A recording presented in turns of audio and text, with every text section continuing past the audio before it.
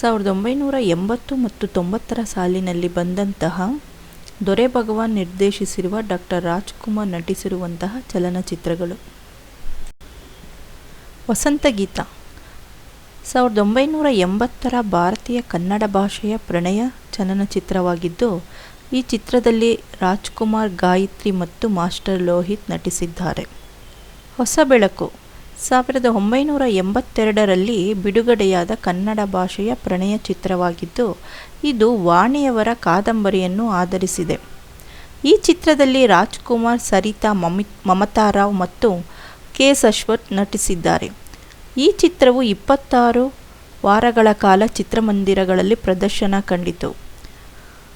ಅತ್ಯುತ್ತಮ ನಟನೆಗಾಗಿ ಡಾಕ್ಟರ್ ರಾಜ್ಕುಮಾರ್ ಅವರಿಗೆ ಮತ್ತು ಅತ್ಯುತ್ತಮ ನಟಿಯಾಗಿ ಸರಿತಾರವರಿಗೆ ಕರ್ನಾಟಕ ರಾಜ್ಯ ಚಲನಚಿತ್ರ ಪ್ರಶಸ್ತಿಗಳು 1981-82ರ ಸಾಲಿನಲ್ಲಿ ದೊರಕಿತು.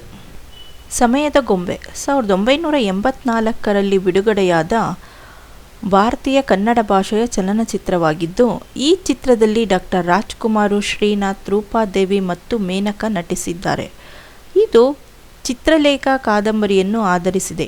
26 ವಾರಗಳ ಕಾಲ ಚಿತ್ರಮಂದಿರಗಳಲ್ಲಿ ಪ್ರದರ್ಶನಗೊಂಡು ಬಾಕ್ಸ್ ಆಫೀಸ್ನಲ್ಲಿ ಬ್ಲಾಕ್ಬಸ್ಟರ್ ಎಂದು ಘೋಷಿಸಲ್ಪಟ್ಟಿತು. ಈ ಚಿತ್ರವು ಮೊದಲು ಬಿಡುಗಡೆಯಾದ ಎಲ್ಲ 20 ಕೇಂದ್ರಗಳಲ್ಲಿ 50 ದಿನಗಳನ್ನು ಪೂರೈಸಿತು. ಈ ಚಿತ್ರವು ಬೆಂಗಳೂರು ಮತ್ತು ಮೈಸೂರಿನಲ್ಲಿ 175 ದಿನಗಳು, ಉತ್ತರ ಕರ್ನಾಟಕದಲ್ಲಿ ಹಲವು ಚಿತ್ರಮಂದಿರಗಳಲ್ಲಿ 100 ದಿನಗಳು ಪ್ರದರ್ಶನಗೊಂಡಿತು. ಯಾರಿವನು 1984ರ ಭಾರತೀಯ ಕನ್ನಡ ಭಾಷೆಯ ಥ್ರಿಲ್ಲರ್ ಚಿತ್ರವಾಗಿದ್ದು, ಪಾರ್ವತಮ್ಮ ರಾಜ್ಕುಮಾರ್ ನಿರ್ಮಿಸಿದ್ದಾರೆ. ಈ ಚಿತ್ರದಲ್ಲಿ ರಾಜ್ಕುಮಾರ್, ಶ್ರೀನಾಥ್, ಬಿ. ಸರೋಜಾದೇವಿ, ರೂಪಾದೇವಿ, ಹೇಮಾ ಚೌಧರಿ ಮತ್ತು ಪುನೀತ್ ರಾಜ್ಕುಮಾರ್ ನಟಿಸಿದ್ದಾರೆ. ಮಾಸ್ಟರ್ ಲೋಹಿತ್ ಈ ಚಿತ್ರದಲ್ಲಿ ದ್ವಿಪಾತ್ರದಲ್ಲಿ ನಟಿಸಿದ್ದಾರೆ. ಆದರೂ 2 ಪಾತ್ರಗಳು ಎಂದಿಗೂ ಒಟ್ಟಿಗೆ ಪರದೆಯ ಮೇಲೆ ಕಾಣಿಸಿಕೊಳ್ಳುವುದಿಲ್ಲ. 1983ರ ಚಲನಚಿತ್ರ 2 ನಕ್ಷತ್ರಗಳು ನಂತರ ಇದು ಅವರ 2ನೆಯ ದ್ವಿಪಾತ್ರದ ಚಿತ್ರವಾಗಿತ್ತು. ಯಾರಿವನು ಚಿತ್ರದಲ್ಲಿ ಶ್ರೀನಾಥ್ ಅವರನ್ನು ರಾಜ್ಕುಮಾರ್ ಹೊಡೆಯಬೇಕಾಯಿತು. ಶ್ರೀನಾಥ್ ಅವರನ್ನು ಹೊಡೆಯಲು ರಾಜ್ಕುಮಾರ್ ಕಟುವಾಗಿ ನಿರಾಕರಿಸಿದರು. ಶ್ರೀನಾಥ್ ಆತ್ಮೀಯ ಸ್ನೇಹಿತ ಮತ್ತು ಪರದೆಯ ಮೇಲೂ ದ್ವೇಷವನ್ನು ತೋರಿಸಲು ಬಯಸುವುದಿಲ್ಲ ಎಂದು ರಾಜ್ಕುಮಾರ್ ದೃಢವಾಗಿ ಹೇಳಿದರು. ಗಂಧದ ಕುಡಿ ಚಿತ್ರೀಕರಣದ ಸಮಯದಲ್ಲಿ ಸಂಭವಿಸಿದ ಅಪಘಾತದಿಂದ ವಿಷ್ಣುವರ್ಧನ್ ಎದುರಿಸಿದ ಕಷ್ಟಗಳ ಬಗ್ಗೆ ಅವರಿಗೆ ತಿಳಿದಿತ್ತು ಮತ್ತು ಅಂತಹ ಯಾವುದೇ ವಿಷಯ ಮರುಕಳಿಸಬಾರದು ಎಂದು ಅವರು ಬಯಸಿದ್ದರು.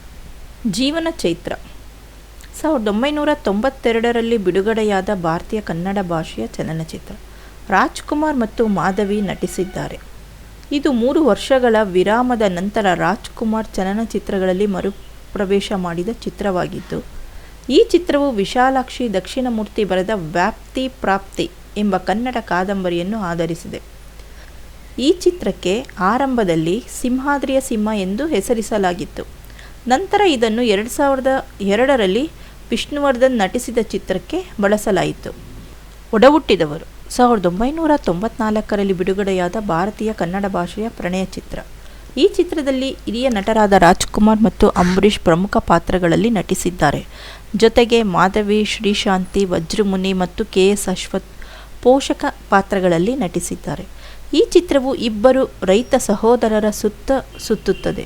ಅವರು ಬಾಹ್ಯ ಶಕ್ತಿಗಳಿಂದಾಗಿ ತಮ್ಮ ಸಂಬಂಧಗಳಲ್ಲಿ ಅನೇಕ ಆಘಾತಗಳನ್ನು ಅನುಭವಿಸುತ್ತಾರೆ ಮತ್ತು ಮತ್ತೆ ಒಂದಾಗಲು ಹೋರಾಡುತ್ತಾರೆ.